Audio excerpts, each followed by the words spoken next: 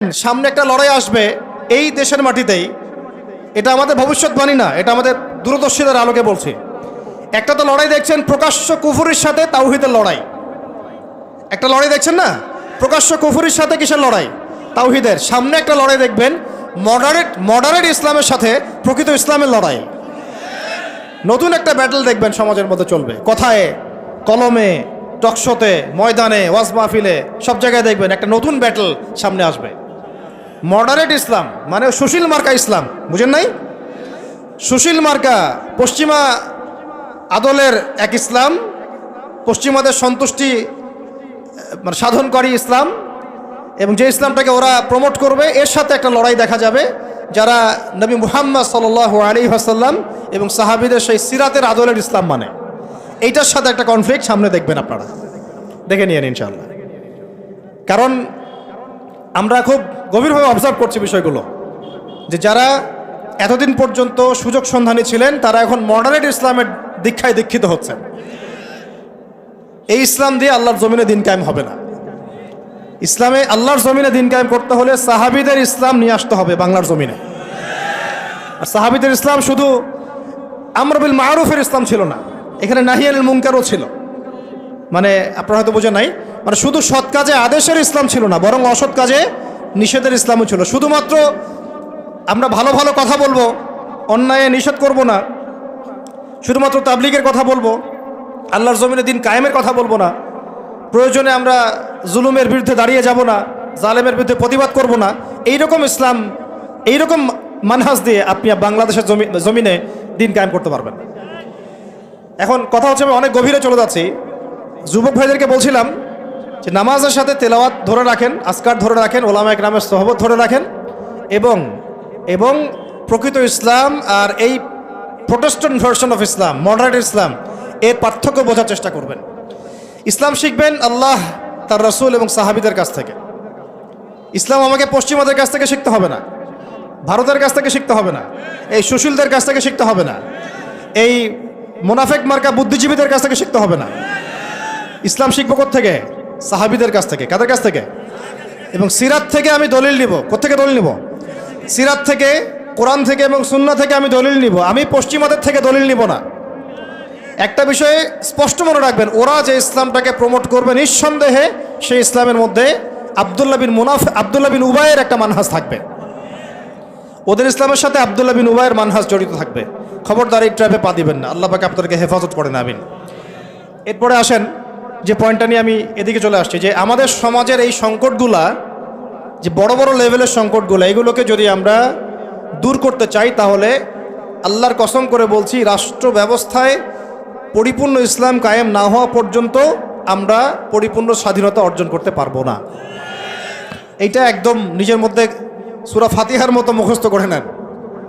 যতই আমরা জনবল দেখাই না কেন, যত মাহফিল করেন, যত প্যান্ডেল নিয়ে আসেন, হ্যাঁ, যত আপনি স্লোগান দেন, আরও তো অনেক কিছু করছি আমরা, ঠিক আছে, কাজ তো ভালো, আলহামদুলিল্লাহ, কোনো সমস্যা নাই। বাট এই কাজগুলো ভাটা পড়ে যাবে যদি উপরের লেভেলে ইসলামকে নিতে না পারি আমরা। এমনকি মসজিদের মধ্যেও আমরা স্বাধীন থাকতে পারবো না যদি আমরা রাষ্ট্র ব্যবস্থা ইসলামকে নিতে না পারি। গত 10 বছর দেখেন নাই, জুমার খুতবা কি দেওয়া হবে সেটার উপরে চাপ প্রয়োগ করা হয়েছে। ওয়াজ মাহফিলে কি বলবেন, কি বলতে পারবেন না তার উপরে আপনাকে নজরদারি করা হয়েছে। আমরা তো এমন একটা হালতে ছিলাম যে বাসায় ঘুমালেও বাসার বাইরে ওই গোয়েন্দা সংস্থার লোকজন বসে থাকতো। কোথায় যায়, কি করে, কার সাথে ফোনে কথা বলে, কে তাকে কল দেয়, যে কল দিল তার সাথে এর কী সম্পর্ক। আমাদেরকে কল দিলে তো মানুষই বিপদে পড়তো আর কি, কল দিয়ে তারাই বিপদে পড়তো। কার সাথে দেখা করে, কে বাসায় আসতেছে, কে যাচ্ছে। এই যে একটা মনে আছে দাজ্জাল যে দ্বীপে বন্দী আছে, একটা হাদিস আছে না, একটা যে তামিমদারি রাদিয়াল্লাহু আনহু হাদিস। প্রথমে একটা প্রাণীর সাথে দেখা হয়, সেই প্রাণী জিজ্ঞাসা করে যে তোমরা কোত্থেকে আসছো, মনে আছে হাদিসটা? তো ওই প্রাণী নিজের পরিচয় দিয়েছিল কি, যে আমি জাসাস, আমি কি জাসাস, আমি কি জাসাসা, আমি হচ্ছে গোয়েন্দা। জানি না এই হাদিসের আসলে তাওয়িল এখন আমার জানা নাই, আল্লাহ ভালো জানেন, আমি এখনও শিখছি। কিন্তু এখন খেয়াল করে দেখেন, পুরা যে সভ্যতাটা চলছে, এরা যেভাবে তাওহীদপন্থী মুসলিমদেরকে এইভাবে গোয়েন্দা সংস্থাদের আওতায় নিয়ে আসছে, উঠতে বসতে চলতে ফিরতে তারা আপনাকে নজরদারির মধ্যে রাখতেছে। ঠিক দাজ্জালের ওই জাসাসার মতো, ঠিক দাজ্জালের জাসাসার মতো।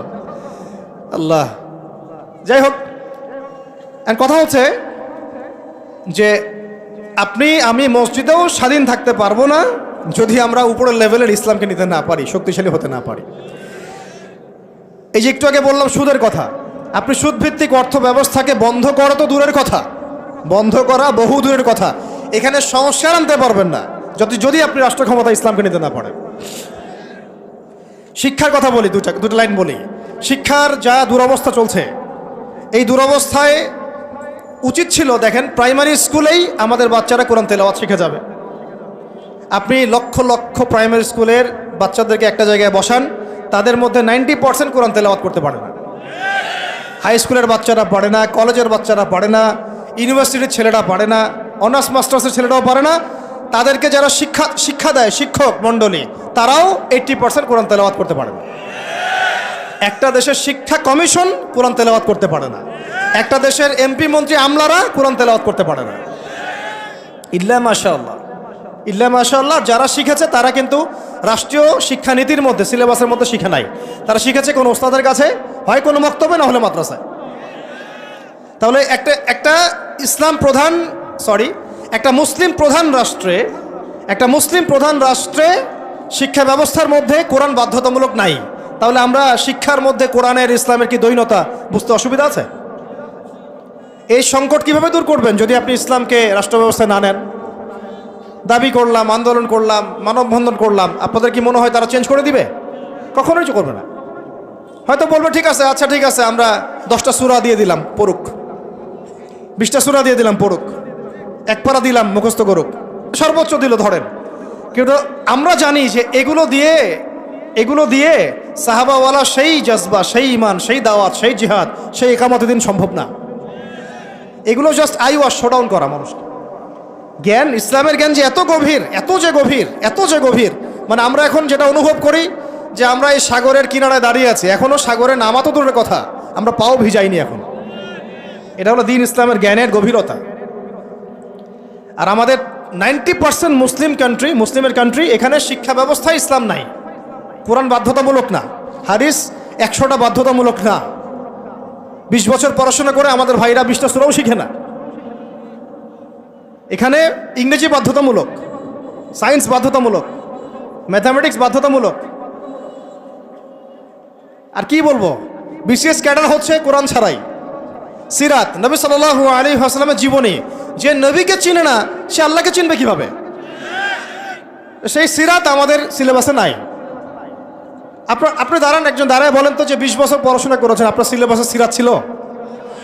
একটা বই খতামুল আম্বিয়া, সিরাতে খতামুল আম্বিয়া, পাতলা এতটুকু বই, সিরাতে খতামুল আম্বিয়া, মুফতি মোহাম্মদ শফি রাহমাহুল্লাহ লিখেছেন, এতটুকু বই। এই বইটাও কি পড়াইছে? তাহলে একটা দেশের শিক্ষা কমিশন কি করছে আসলে? এদেশের কোটি কোটি ছেলে, কোটি কোটি মেয়ে, কোটি কোটি শিশু কোরআনবিহীনভাবে শিখছে, হাদিসবিহীন শিক্ষা শিখছে, সিরাতবিহীন শিক্ষা শিখছে, ইসলামের ইতিহাস নাই, আকিদা তো বহুদূরের কথা, ফরজে আইনেরও কোনো পড়াশোনা নাই। কিন্তু এখানে আপনি শরীফও পাবেন, আরো কত কি পাবেন। এগুলো না হয় নাইবা বললাম, বলতেও খারাপ লাগে। উন্মুক্ত যৌন চর্চা ওখানে পড়ানো হচ্ছে, যৌন শিক্ষার নামে উন্মুক্ত ফ্রি সেক্সের দীক্ষা দেওয়া হয় নাই। এখন কতটুকু সংস্কার হচ্ছে আমি জানি না, নতুন করে আমি বই ঘাঁটি নাই। আগে 20-30 বছর আগে যাও ইসলামের কিছু ছিল, গদ্য পদ্য উপন্যাস কিছু ছিল, এগুলো আস্তে আস্তে সব উঠায় দেওয়া হয়েছে। খেয়াল করে দেখেন। তাহলে এটাকে পরিবর্তন আনার জন্যে শুধু কি মানববন্ধন যথেষ্ট হবে? ওয়াজ মাহফিলে আমি যে বলছি আমার বলাটা কি যথেষ্ট হবে? এরা শুনেও শুনবে না, দেখেও দেখবে না। আমি বলে দিচ্ছি আপনাদেরকে, যদি সেকুলাররা উপরে থাকে, এই তথাকথিত সুশীলরা, এই রাম বাম প্রগতিশীলরা, এরা এই কথাগুলো শুনে বিশ্বাসও করতে পারে, হ্যাঁ এটা সত্য কথা বলছে ছেলেটা, কিন্তু ওরা কিছুই করবে না। কারণ কিছু বললেই দুটো শব্দ, কিছু বললে নাকি ওদের আব্বু মাইন্ড করবে। আব্বু চিনেন তো? আব্বু হচ্ছে কে? আমেরিকা। হ্যাঁ, কিছু বললে কে মাইন্ড করবে? আবার কিছু বললে আম্মু নাকি বকা দিবে। আম্মু চিনেন? আম্মুকে? না, আম্মু হচ্ছে ভারত। ওদের চিন্তাটা এরকম, কিছু বলবো না, বলা যাবে না, কিছু করা যাবে না, সংস্কার করা যাবে না, কিছু বললে আব্বু মাইন্ড করবে। আব্বু কারা? পশ্চিমারা। আব্বু কারা? পশ্চিমারা। আবার এখন বলছে কিছু বললে আম্মু মাইন্ড করবে, আম্মু বকা দিবে। হ্যাঁ, আপনারা কেন মব সন্ত্রাস করতেছেন, মবক্রেসি করতেছেন? আসলো না কিছু কথা কয়দিন আগে? কিছু বললেই, মানে হুজুররা কিছু বললেই ভারত চেতে যাবে, ভারতের মিডিয়াতে তোলপাড় হবে। হ্যাঁ, বাকি আপনারা যদি আন্দোলন করেন, সংগ্রাম করেন, অভ্যুত্থান ঘটান, তাহলে কোনো সমস্যা নাই। হুজুররা বললেই সমস্যা। এটার কারণ একটাই, এই পৃথিবী দুই ভাগে ভাগ হয়ে গেছে। মনে রাখবেন, এই পৃথিবী দুইটা শিবিরে ভাগ হয়ে গেছে, সামনে আরও যাবে। একটা ইমানের শিবির, একটা কুফুরের শিবির। মাঝখানে কিচ্ছু নাই, মাঝখানে কিছু মোনাফেক থাকবে, এরা কাফেরদের সাথেই থাকবে। আপনারা এই হাদিসটাও পড়বেন, শেষ জামানে যখন দাজ্জাল বের হবে, মদিনার উপকূলে সে পৌঁছাবে, দূর থেকে দেখে বলবে যে ওইটা আহমদের মসজিদ সাল্লাল্লাহু আলাইহি ওয়াসাল্লাম। আহমদ মানে কে? মুহাম্মদ সাল্লাল্লাহু আলাইহি ওয়াসাল্লাম। তো সে ওখানে যেতে পারবে না, ফেরেশতারা দাঁড়িয়ে থাকবে খোলা তরোয়াল নিয়ে, পাহারা দিবে। তো সেখানে সে আঘাত করবে আর কি, এটা ভূমিকম্প হবে। তো এই ভূমিকম্প যখন হবে, ওই ভূমিকম্পতে মদিনার মধ্যে থাকা যত মুনাফিক, এগুলো বের হয়ে দাজ্জালের বাহিনীতে যোগ দিবে। মানে পৃথিবীর শিবির আস্তে আস্তে দুই ভাগ হয়ে যাবেই, ইমানের শিবির এবং কুফুরের শিবির। মাঝখানে কোনো আর দল থাকবে না, কিছু মুনাফিক থাকবে, এরা কাফেরদের সাথেই যুক্ত হবেই শেষমেশ।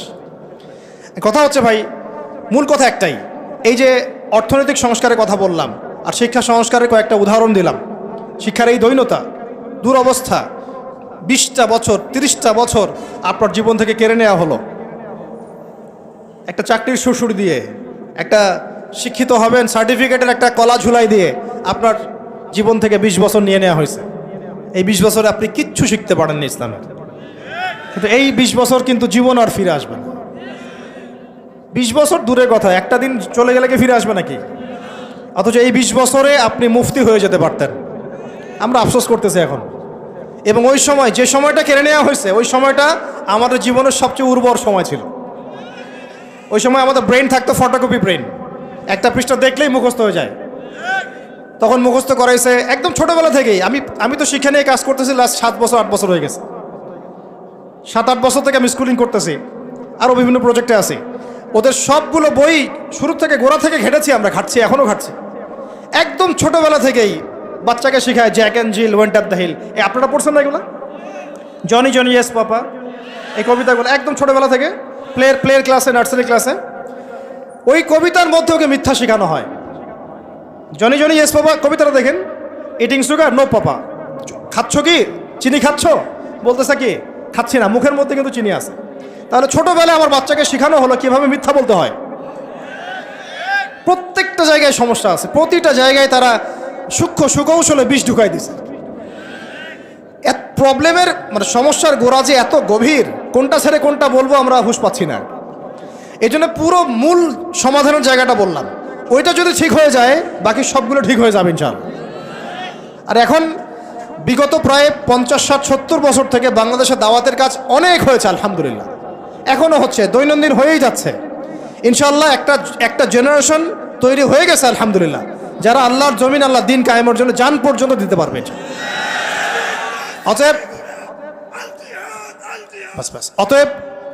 অতএব যেহেতু মুরব্বী কেরাম আছেন আমাদের মাথার উপরে এবং আমাদের মধ্যে এই চেতনা আছে, আমরা দাওয়াত পেয়েছি, কবুল করেছি, সত্য মিথ্যা চিনতে শিখেছি, বুঝতে শিখেছি, এখন আমার মনে হয় এটাই সবচেয়ে উত্তম সময় বাংলাদেশের জন্য ইসলামকে রাষ্ট্র পর্যায়ে নিয়ে যাওয়ার জন্য। এখন যদি আমরা পিছুপা হয়ে যাই, শিথিলতা দেখাই, বা এই অভ্যুত্থানে আমরা যদি পরবর্তী সময়ে ইসলামকে এগিয়ে নিতে ব্যর্থ হয়ে যাই, আমরা আবার 50 বছর পিছায় যাব কিন্তু। অতএব এখন আর চুপ করে বসে থাকার কোনো সুযোগ নাই।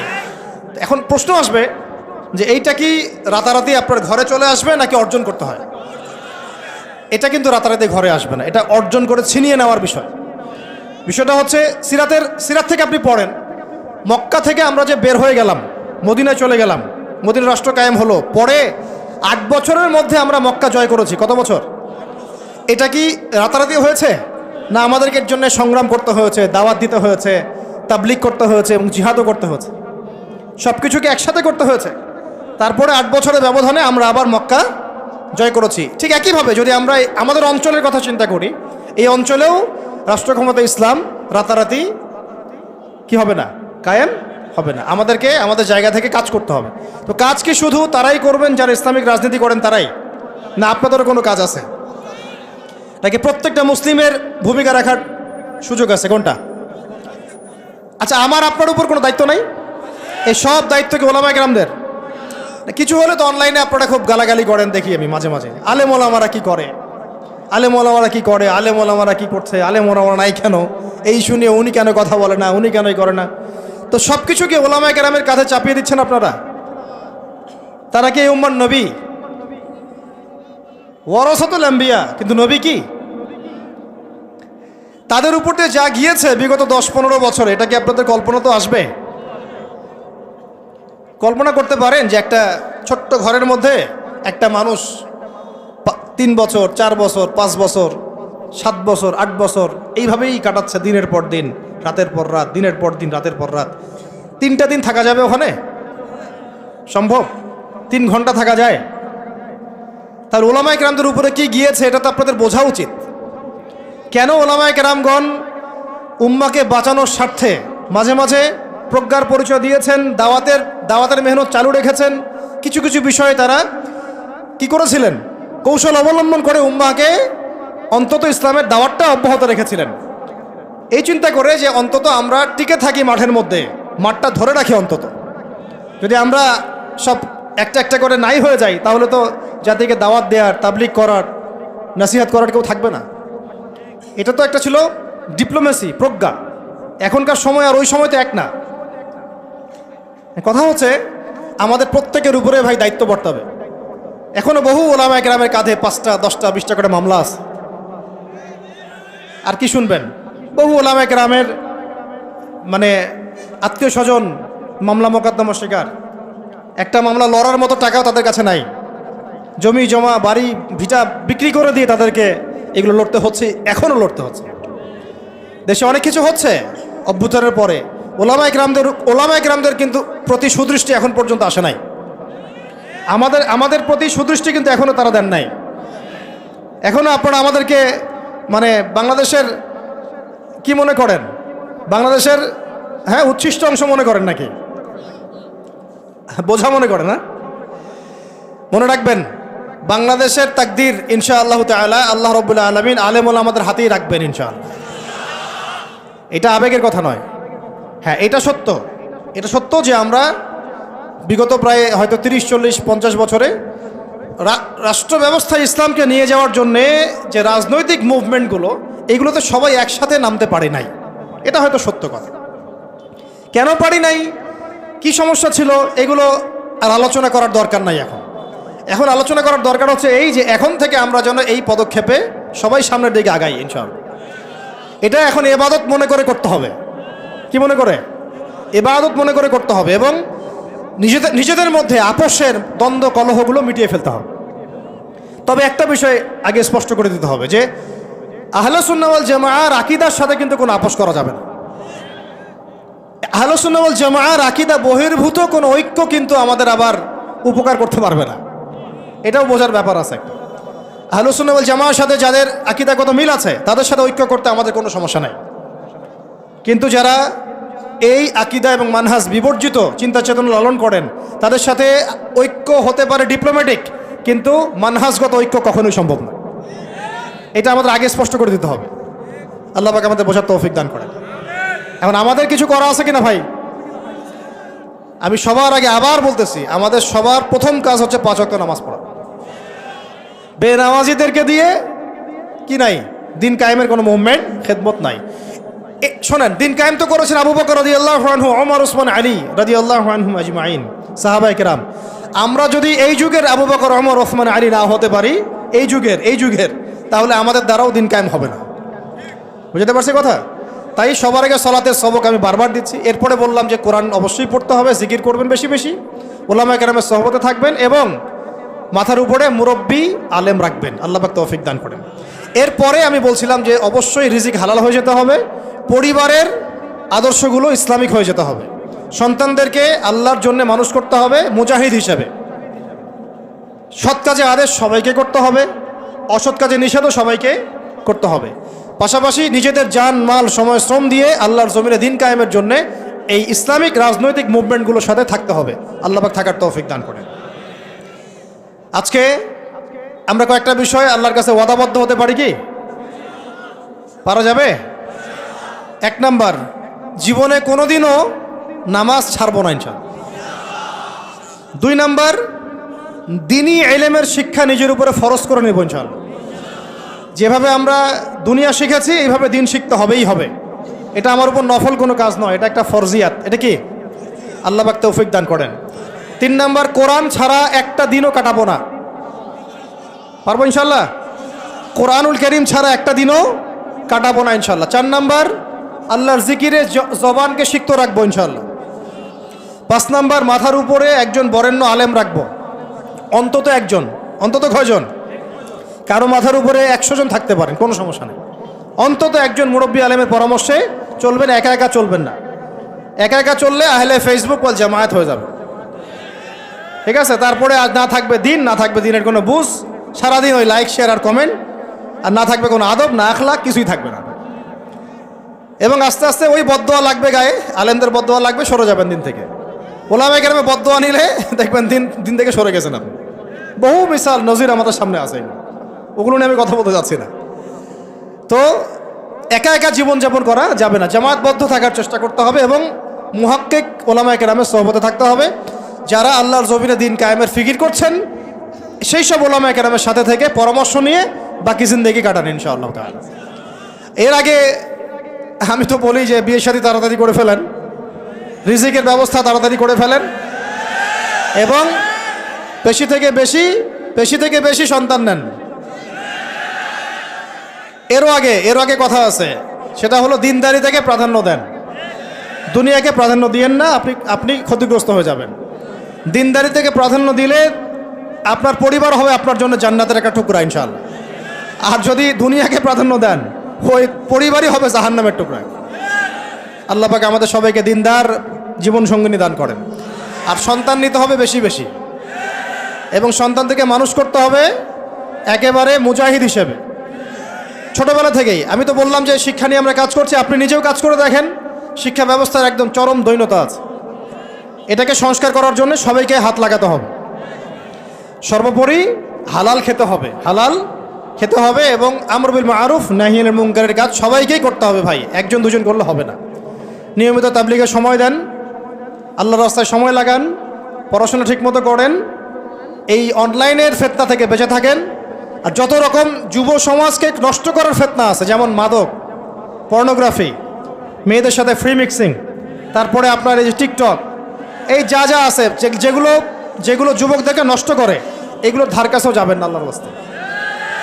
ভাই এই জীবনটা একটা জীবন, শোনেন আমার কথা, শেষ করছি, আমি লম্বা করবো না। এই জীবনটা একটা জীবন ভাই, আপনাদেরকে বলছি, আমাদেরকে সবাইকে আমরা নিজেকে নসিহত করছি আর কি। জীবন একটা, কয়টা? একটা দিন চলে গেলে ফিরে আসবে না, একটা রাত চলে গেলে ফিরে আসবে না। আমরা যদি একবার কবরে চলে যাই ফিরে আসতে পারবো না। যা করার এই জীবনে করতে হবে। হেলায় খেলায় এই পশ্চিমাদের ফাঁদে পড়ে, কাফেরদের ফাঁদে পড়ে, তাগুত মুনাফিকদের ফাঁদে পড়ে, ইবলিসের এই বাহিনীর ফাঁদে পড়ে জীবন নষ্ট করা যাবে না। জীবনে যা করেছি তওবা করে ফিরে আসবো, যা করেছি কি করব? তওবা করে ফিরে আসবো। বাকি জিন্দেগি আল্লাহর জন্য কাটিয়ে দেব ইনশাআল্লাহ। বাকি জিন্দেগির প্রতিটা দিন রাত, ওঠা বসা চলাফেরা শুধুমাত্র একজন ব্যক্তিকে অনুসরণ করব আমরা ইনশাআল্লাহ। তার নাম কি? মুহাম্মদ রাসূলুল্লাহ সাল্লাল্লাহু আলাইহি ওয়াসাল্লাম এবং তার সাহাবীদেরকে অবশ্যই। এছাড়া আমাদের সামনে আর কিচ্ছু নাই, আর কোনো রাস্তাও খোলা নাই। আমাদেরকে বুঝতে হবে আল্লাহ পাক এই দুনিয়াতে আমাদেরকে তার ইবাদত করার জন্য পাঠিয়েছেন। আল্লাহ পাক দেখতে চান আমলে কেউ আহসান, আল্লাহ পাক দেখতে চান আইয়ুকুম আহসানু আমালা। আল্লাহ পাক সাফল্য বলতে তাই বুঝিয়েছেন, ফামান যুহজিহা আনিন নার ওয়া উদখিলাল জান্নাতা ফাকাদ ফাজ। ওইটাই সাফল্য, দুনিয়ার সাফল্য চিরস্থায়ী নয়। আল্লাহ পাক আমাদের তরুণ ভাইদেরকে কবুল করেন, আমিন। নিজেদের জান মাল সময় শ্রম ব্যয় করে উজাড় করে আল্লাহর জমিনে দিন কায়েমের মেহনতে আমরা আত্মনিয়োগ করবো ইনশাআল্লাহ। আর শুরুতে আমি বলছি না যে আপনি শুরুতেই রাস্তায় নেমে আসেন, নিজের আত্মসংস্কার করেন, নিজের নফসের সংস্কার করেন, পড়াশোনা ঠিক করে ফেলেন, আমল ঠিক করে ফেলেন, ওলামা কেরামের সোহবতে চলে আসেন এবং তাদের সাথে মশওয়ারা করে পরবর্তী পদক্ষেপ নেওয়ার চেষ্টা করেন। এক কথা, জমিন আল্লাহর, দিন হবে, দিন আল্লাহর, জমিন হবে কার? এই দিন আল্লাহর, জমিন আল্লাহর, বিধান চলবে কার? বাস আল্লাহর জমিনে আল্লাহর বিধান প্রতিষ্ঠার জন্যে আমাদের সবাইকে আত্মনিয়োগ করার তৌফিক আল্লাহ পাক দান করেন, আমিন। আল্লাহ পাক আমাদের সবাইকে পরিপূর্ণ নামাজি হয়ে যাওয়ার তৌফিক দান করেন, শরিয়া বোঝার তৌফিক দান করেন, শরিয়ার বিধানগুলো বাস্তবায়ন করার তৌফিক দান করেন। আল্লাহ পাক ইসলামকে রাজনৈতিক ক্ষমতায় নিয়ে যাওয়ার তৌফিক দান করেন। আল্লাহ পাক আল্লাহর জমিনে আল্লাহর বিধানগুলো কায়েম করে ফেলার তৌফিক দান করেন। আসন্ন রমজানে আল্লাহ পাক আমাদের সবাইকে সুস্থ রাখেন, সবাইকে নিরাপদে রাখেন এবং সমস্ত রোজাগুলো হকেদায় করে করার তৌফিক দান করেন। আল্লাহ পাক আমাদের সবাইকে কোরআনওয়ালা বানায় দেন, সুন্নাহওয়ালা বানায় দেন। সাহাবায়ে কেরামের মানহাজে দিন কায়েমের তৌফিক দান করেন। সিরাত মুখস্থ করে ফেলার তৌফিক দান করেন। ইসলামী শিক্ষায় শিক্ষিত হওয়ার তৌফিক দান করেন।